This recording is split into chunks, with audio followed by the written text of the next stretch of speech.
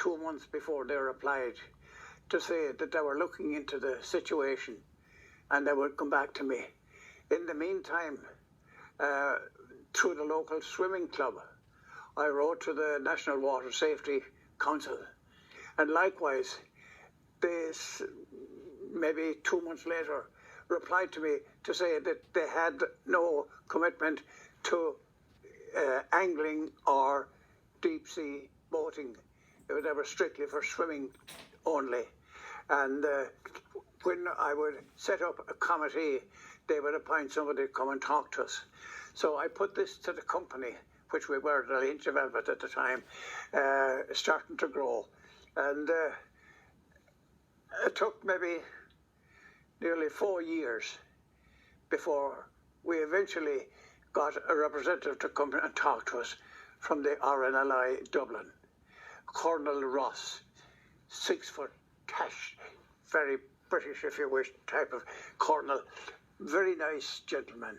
And like anybody else, the business was promoting his fundraising. So he suggested that we should establish a club in Lahinch. And he says, if you give me the names now, who would be in it? I said, we have a life-saving club, I said, and most of those would be willing to come. But I said, I prefer to have a meeting with them first before I give you names. So my dad was a very shrewd businessman, and he always warned me, do nothing on your own. Always have somebody to support you, and be straightforward with everything. So I called the lads together, and they agreed that it was essential that we do something to get the people safety. So we formed a committee in 1960-61. We held our first collection for the lifeboats, and we collected £1.75 shillings. And we thought we were great. Yeah. But it was a beginning, and then we got a lovely letter from Poole, as well as from Dublin, to thank us for our support. And out of that, we got more enthusiastic about it, and they came and visited us, and then we started getting counter boxes for them to put in the pubs and shops and hotels, and I spread it out then to take in. We started with Lahinch, and I put boxes in the shops in Lahinch, then in Simon. After that, we went to the Scanner, where the fishermen were, and the pubs there, and then we went down to Quilty because the fishermen there, and there was angling in Lisdunvarna, and we went to Lisdunvarna, and the hotels and shops there, as well as Doolin.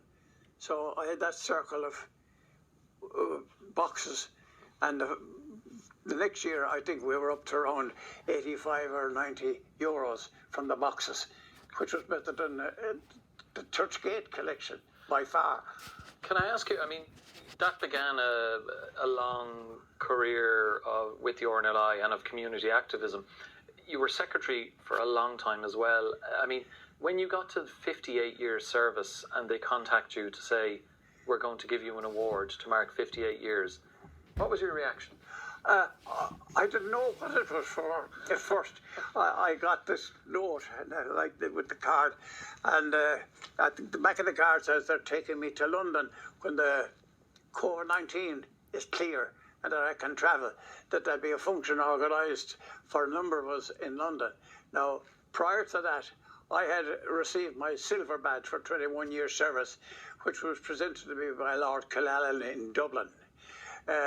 3 or 4 years later, I got my wife got a silver badge, and we went to Cork for that one.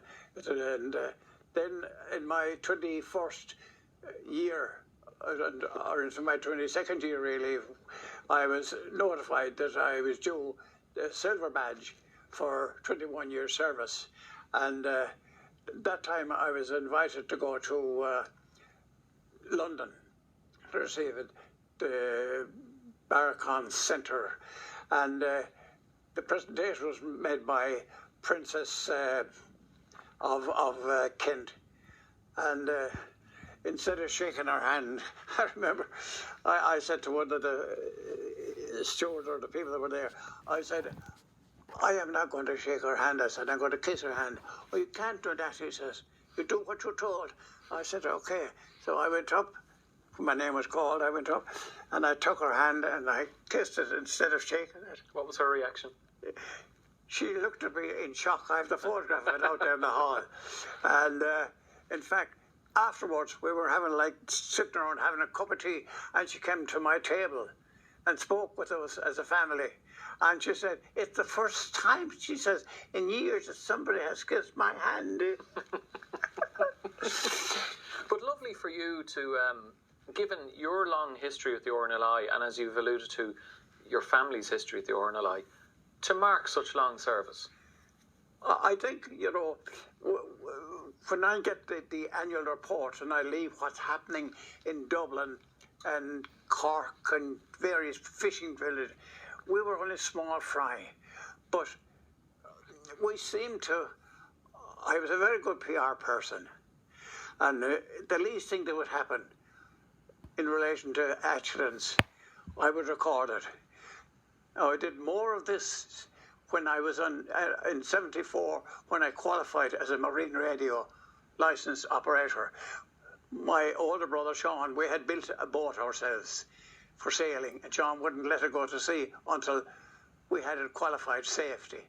So with that radio on board, I had a massive aerial in my other house, and I was able to contact from Kerry to Slinehead Head and speak to all boats in Clare or Galway. And in Radio Air, they used to give a forecast only at 6 o'clock in the evening. So I heard from a fella in Shannon that the Shannon Met Office gave out a forecast every day for the aircraft, and they took a forecast from all flights from the States coming in, weather conditions. So they were staying in St. Anthony's, their summer holidays, some of these boys, and I made contact with them, and one of them said, oh yeah, we can do that, we'll give it to you. Ring you at 8 o'clock every morning. So I would ring Shannon Met Office at 8 o'clock in the morning and get the forecast for Clare Galway coastline, and I would transmit that then to all ships in the Clare Galway area or beyond it. And that developed, and then you'd get fellas calling on the radio at midday to say, we missed you this morning, what's it going to be like? We're putting out lobster pots this evening and so forth. So you started giving, at lunchtime I'd give a repeat, and again at 6 o'clock in the evening I'd give a repeat. So I had from Donegal down all the way down to Cork nearly, boats coming into this area. You've had a very interesting life. You've done so many different things. You know, the long history of the RNLI, you're getting an award for that. You've a big birthday coming up as well, 90 years of age. Have you enjoyed your life? I have. I think the big thing with all of that was that I was doing it because I was happy. And, doing those forecasts, ships under stress. There was no communications along the west coast for them, only Valencia. And at that time, Valencia was limited transmission power. So I was a key link.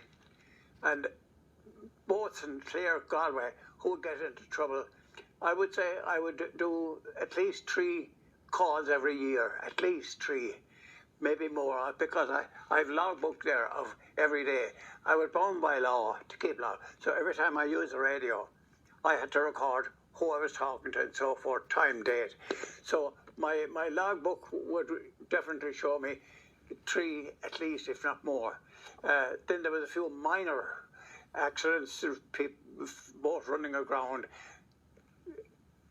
get them ashore, get them back on. Many of them at times going out to there and from Liscannor or Dolan, run out of petrol on the way back. Voluntary boats, private. And these fellas would need assistance. So that time, because of the lack of communication by radio, I was able to contact the Kilronan lifeboat. And I could, without any authority from Valencia, I got permission to call the boat if there was an incident. So I would do that. and I would organise to get the boat to come. So that was interesting to a point, but I wanted a visual. So I tried to get the lifeboat to come to visit the scanner. First of all, to make money with a collection, and secondly, for a one-to-one with the people that was doing all the rescue work, let them meet the fishermen from the scanner, who they may have helped. So that was successful. In 1954, so I brought a lifeboat in to the scanner. I met the lads, and we had a great day, and we collected maybe €100 or pounds at the time. And it was the beginning of a stronger will for support from people in the pubs. Lahinch, the scanner. I invited all these people who had boxes to come along on the day, and we got a big splash on the Clare champion as well, and we had a massive success. And some years later I tried again to get them back in. I think that's an example of the difference you've made through your long service with the RNLI. You've been very good with your time to chat to us, Tomsie, and telling us about your long and eventful life. When we chat to our guests, we always finish by asking them what song choice they would like, a song they would like us to play after our interview. Yeah. So what song would you like us to play? Well, my big fan was Glenn Miller. Glenn Miller Orchestra? Yes. I credit myself with introducing him to the Morris Mulcahy dance band for his clarinet playing and saxophone. But I got a 45 when he was lost during the war. My brother Sean, the radio officer, was in the States, and they had brought out a 45 record of Glenn Miller, and he brought it home to me. Years later, maybe 15 years ago or more now, his brother, Glenn Miller's brother, found that there were 4 or 5 English fellas in his original orchestra. And he came to England and he recruited them. And we had a concert in London, and I was invited to it.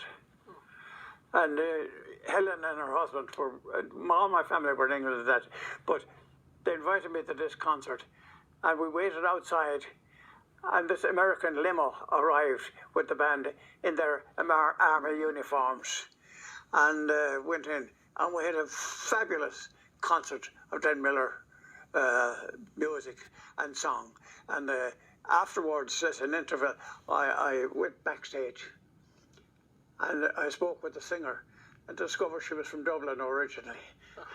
And we had a long chat, and I told her I had a 45 at home, and she couldn't get over this, that somebody would have had one of Glenn Miller's original records. And what 45 was it? What's it? What, 45 speed, small. Oh, I know the record, but what's the song that was on the 45 that you'd like us to play? Most of those were In the Mood was on it, and stuff like that.